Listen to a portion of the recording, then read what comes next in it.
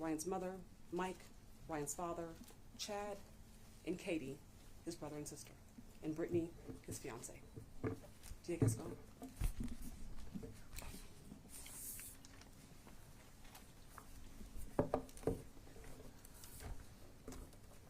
Good afternoon, everyone.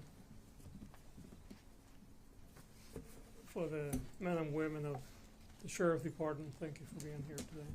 Appreciate you. The trial team, thank you. Thank you so much for being here. Sheriff Luna.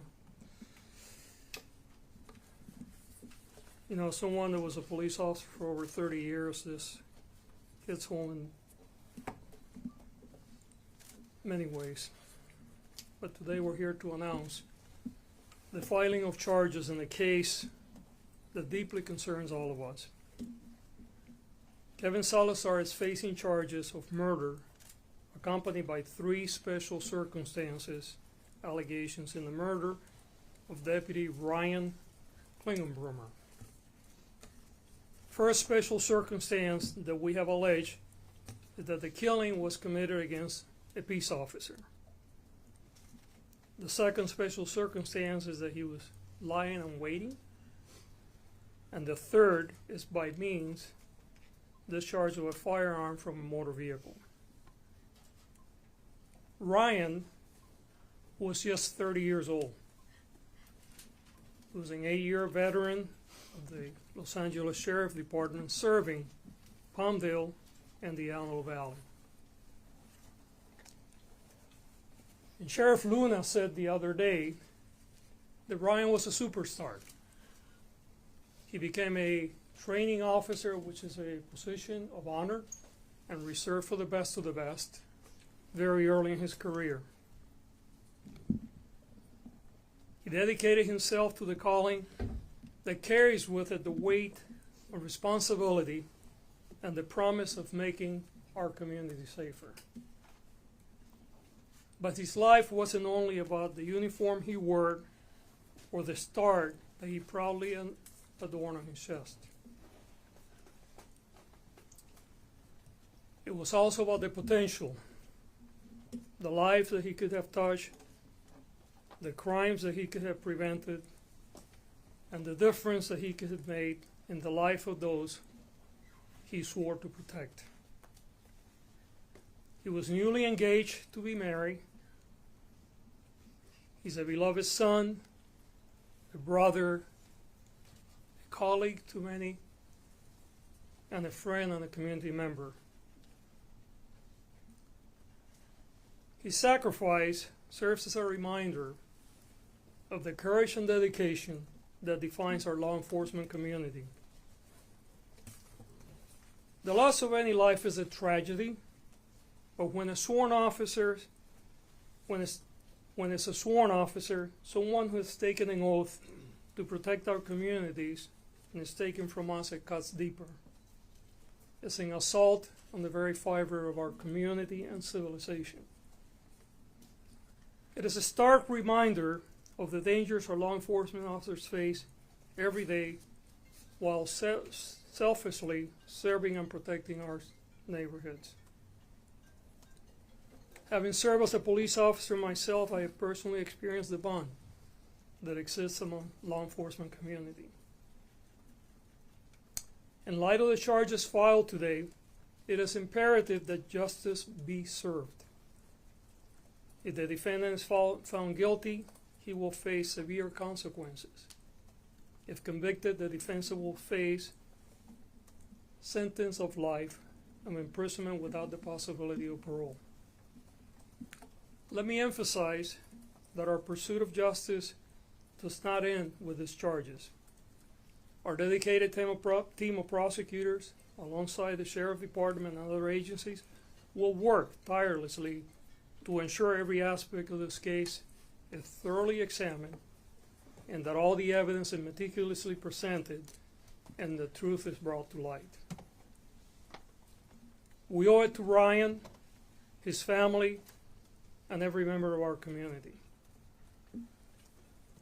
The pursuit of justice is a solemn duty, and I want to assure you that we will leave no stone unturned in our efforts to bring closure and accountability.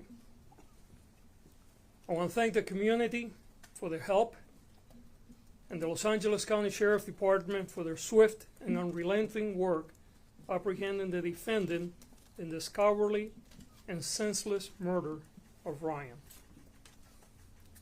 I want to thank Sheriff Luna for his leadership during this incredible tragedy. And to Ryan's family, we want you to know that our hearts ache with you. We share our grief, and we stand with you during this profound time of sorrow.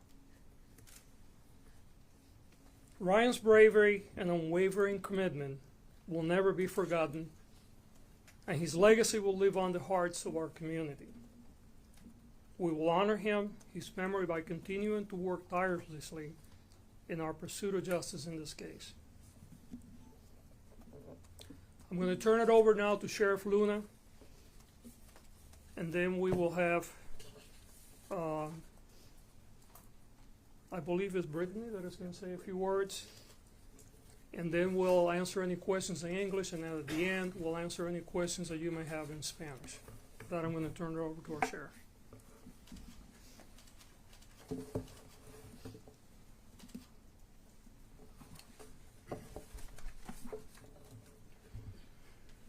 Again, thank you all for coming here. And a lot of what I'm going to say up here is really just a lot of thank yous. Most importantly, the biggest thank you goes to the family here to my right. Not only for having the courage to stand here today, which you can only imagine how difficult it is for them. They just delivered their son's body from the coroner's office to a mortuary. Think about that for a second. They are amazing. When you hear about all the stories about Ryan and the incredible human being he was,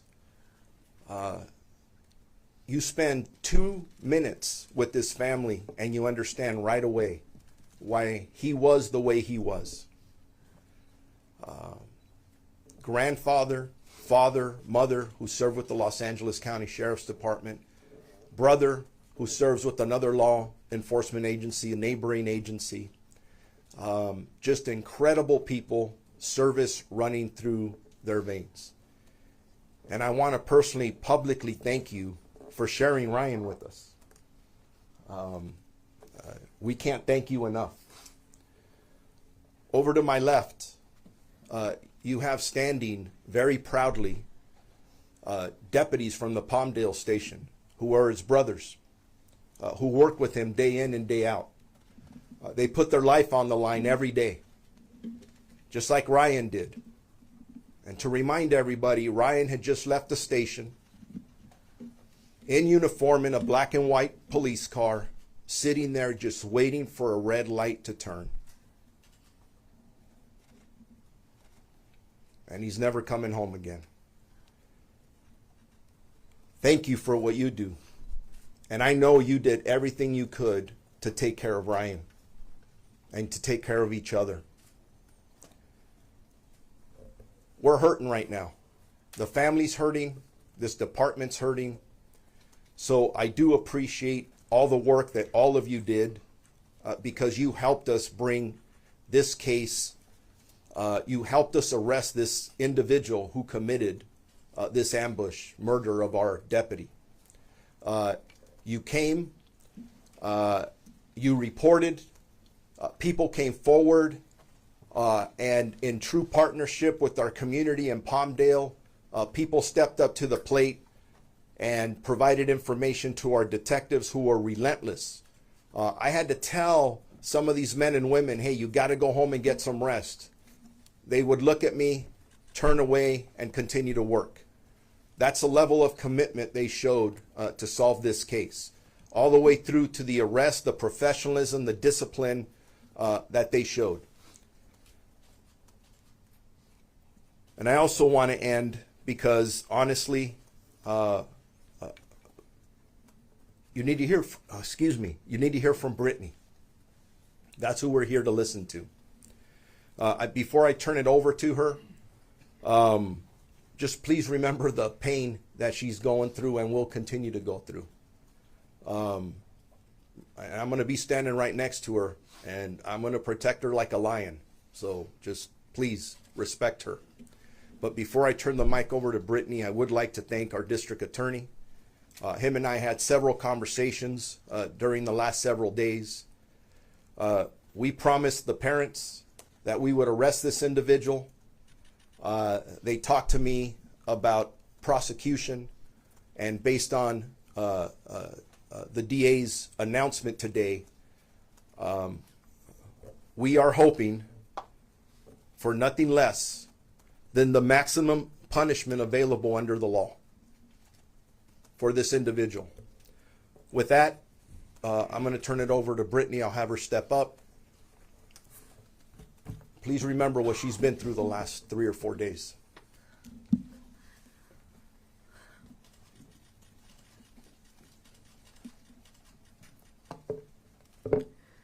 My name is Brittany Lindsay. I'm Ryan's fiance. Brittany Lindsey. First of all, I want to thank each and every officer from the bottom of my heart. Thank you for everything you've done for our family the last few days. I also want to say thank you to anyone that helped solve this case. Ryan was the best guy I've ever met.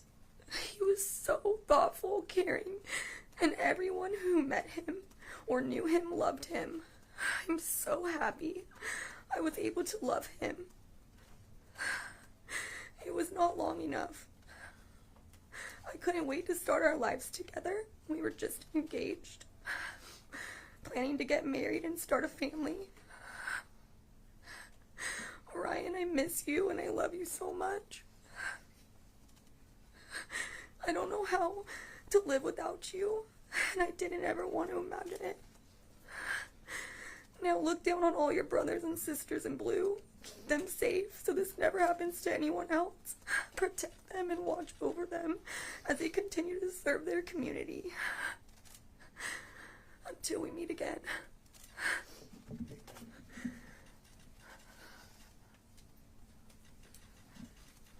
Are there any questions in English before we turn it over to Spanish? Mr. Gascón, good afternoon. Thank you for doing this. Can you talk a little bit about the special circumstances and how you came to those conclusions, and was that a tough decision? It was not a tough decision. We have a process. I'm going to turn it over to the trial team to get into the details, but I can tell you that what made it tough is a tragedy. My family and I have been around policing since I left the Army many years ago. I have been to way too many funerals. I have talked to way too many families, both as a police officer, assistant chief, and chief of police. And I can tell you there's nothing more difficult for me than what I've gone through in the last few days. And I know that Sheriff Luna has had a lot of sleepless nights. Clearly, the family will be in trauma for the rest of their life.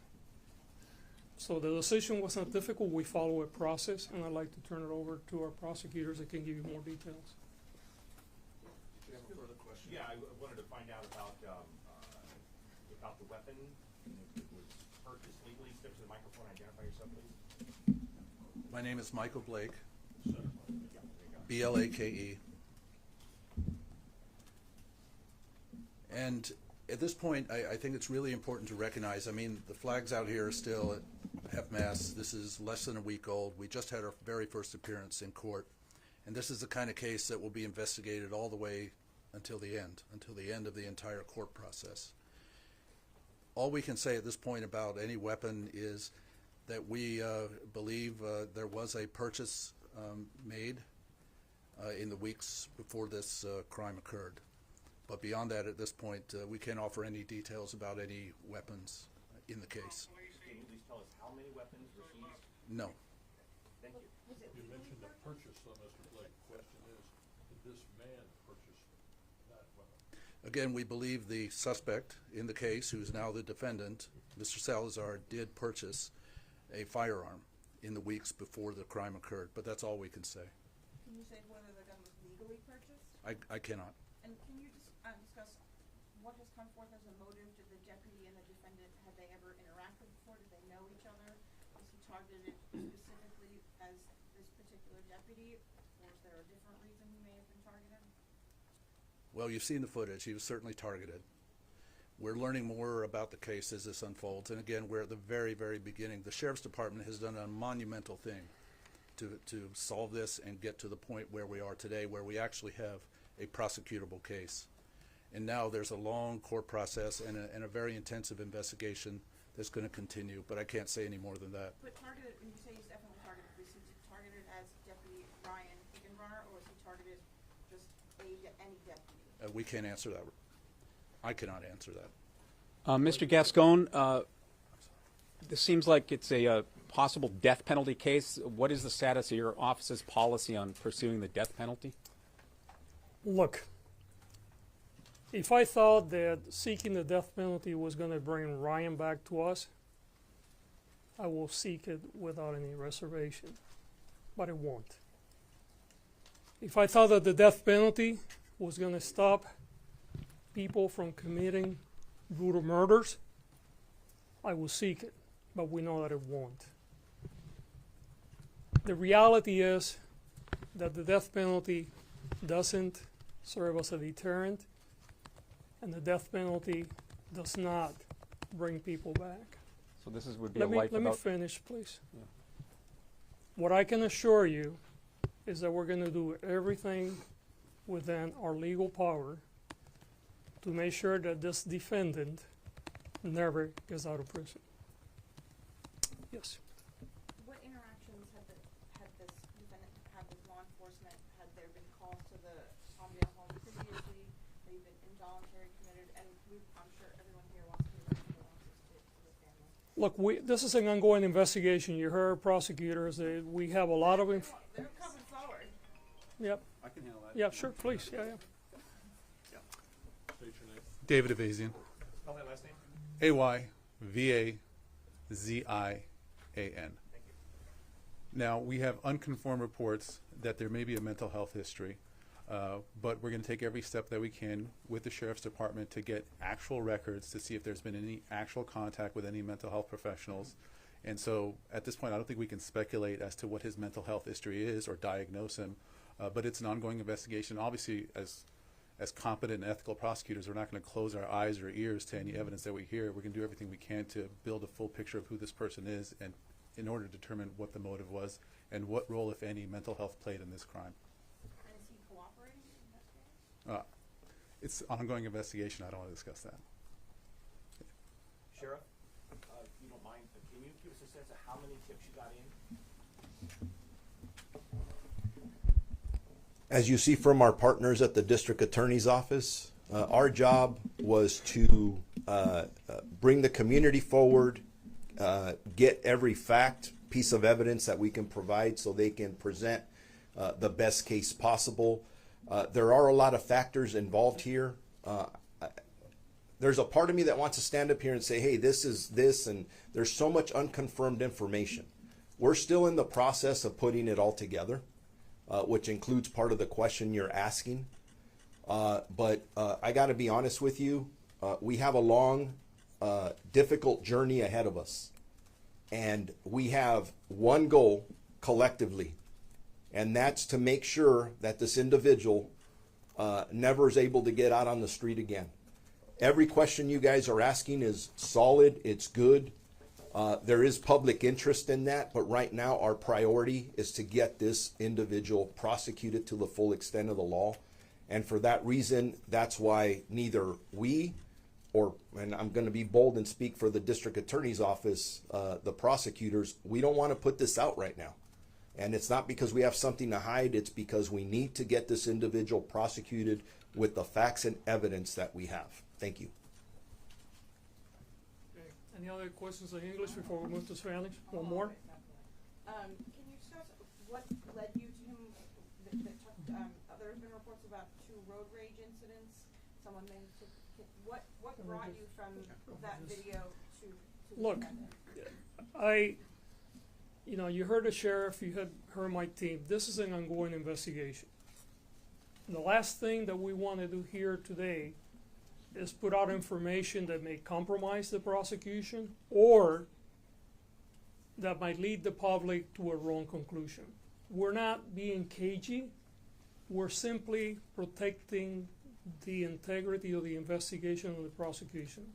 Our number one concern right now is to make sure that this individual never, ever gets out of prison. And everyone is working really hard. Let me turn it over to Spanish One now. of your charges is lying in wait, or the special circumstances. What was he doing to lie in wait? You want to give a quick explanation? One thing I'd like to add, David Avazian, is that Mr. Blake and I reviewed the evidence in conjunction with our supervisors, in conjunction with the administration, and obviously with the assistance of the Sheriff's Homicide, which obviously did an amazing job. We would not file the case as we did today if we did not believe that the evidence as it stands today is proof beyond a reasonable doubt for 12 jurors to convict this person. Now, obviously, we're not going to close our eyes or ears. We're going to keep listening to and hearing evidence, and we're going to keep collecting evidence and do the best we can to paint a fuller picture. But at this point, we believe the evidence is sufficient for a conviction. That being said, you had a question about the laying in wait. If you've seen the video and the way it's been described as an ambush, that is consistent with the laying in wait theory of prosecution. Does that make sense? Thank you. Thank you. Okay, Spanish. Any questions in Spanish? Español. Sí, la nueva información de hoy, ¿cuál sería lo que nos quieren comentar? Bueno, lo que quiero comentar es los cargos que hemos puesto en este. Este es un caso que en mi oficina lo miramos muy, muy detalladamente, trabajando con la oficina del alguacil. Nuestros abogados revisaron toda la información. Ha sido una investigación muy completa que ha hecho el Departamento del Alguacil en un tiempo muy corto. Y los cargos que están implementándose hoy, que se implementaron en la Corte, son los cargos que nosotros profundamente creemos que son apropiados con las circunstancias de este caso y los cargos que son necesarios para traer justicia, no solamente para la familia de Ryan, pero para toda la comunidad. ¿Nos puede explicar quién está aquí hoy de la familia? Perdón, enseguida perdón.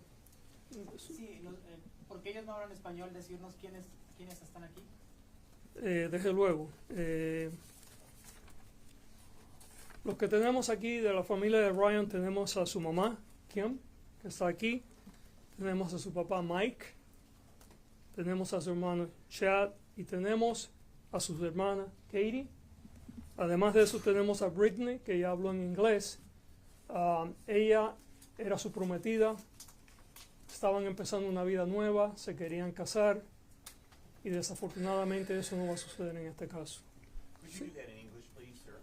Because I think you were introducing the family, right? I did. I thought it was introduced already. But I'll do it again, gladly. No problem. Yeah, so we have with us Kim, and she's Ryan's mom. We have Mike, his father. We have Chad, his brother. We also have Katie, sister. And you guys already heard from Brittany. Brittany is a fiancé. Sí. Sí, en este momento no podemos hablar de las armas porque, como explicamos en inglés, queremos mantener la integridad de la investigación. Esta es una investigación que todavía está continuando. El Departamento del Alguacil ha hecho un trabajo maravilloso en muy poco tiempo para entregarnos un caso que podemos ya encauzar, pero queremos proteger este caso porque queremos asegurarnos de que el acusado en este caso va a enfrentar las consecuencias mayores que la ley permite. ¿Alguna otra pregunta? Fiscal, ¿cómo ha impactado este caso tanto a su oficina como usted? Usted dijo que personalmente lo había impactado mucho. Bueno, mire, primero que nada, personalmente es muy doloroso, sobre todo para alguien como yo y como el alguacil, que hemos estado como oficiales de la ley por décadas. Para la familia es desastroso. Para estos hombres que están aquí y mujeres, es lo mismo, pero yo creo que para toda la comunidad, cuando un oficial de la ley es asesinado cuando está haciendo su trabajo, no es solamente un asalto a esa persona y a la comunidad, es un asalto a la civilización, es un asalto a nuestra comunidad entera. Y por eso estamos tomando este caso de la manera que lo estamos tomando, porque es muy importante que hayan las consecuencias profundas que este caso se merece. Una pregunta más, por favor. ¿Nos Sí. puede confirmar si el departamento de sheriff respondió a varias llamadas de emergencia a la residencia de los Salazares?